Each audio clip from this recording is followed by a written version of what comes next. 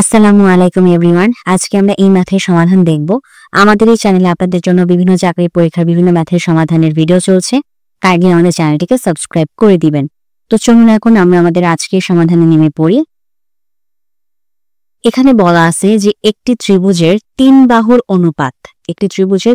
অনুপাত হচ্ছে 3:5:6 এবং পরিধি হচ্ছে 70 মিটার। তাহলে ত্রিভুজটির দীর্ঘতম বাহুর দৈর্ঘ্য কত?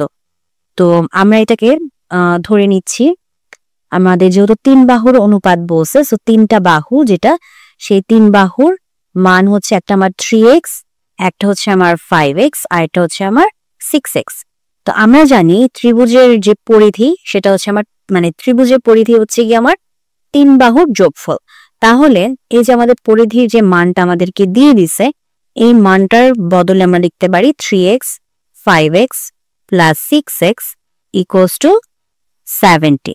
কারণ আমাদের ত্রিভুজের তিন বাহু সমান হচ্ছে কি আমাদের তিন বাহু যোগফল হচ্ছে আমাদের পরিধি। তো তিন বাহু তো আমরা ধরে নিছি 3x 5x আর 6x। তো এই তিনটাকে যোগ দিলাম, এটার সমান হচ্ছে আমাদের 70।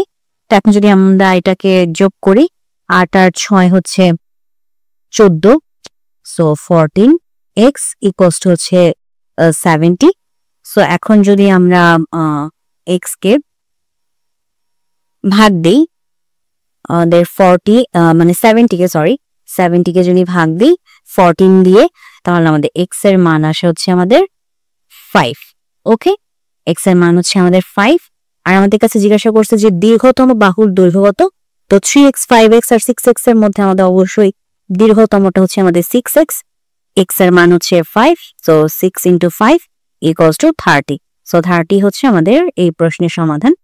তো এটাই ছিল আমাদের আজকের ভিডিও। তো যদি ভিডিওটি ভালো লাগে অবশ্যই ভিডিওতে লাইক দিবেন, চ্যানেলটিকে সাবস্ক্রাইব করবেন। ভালো থাকবেন।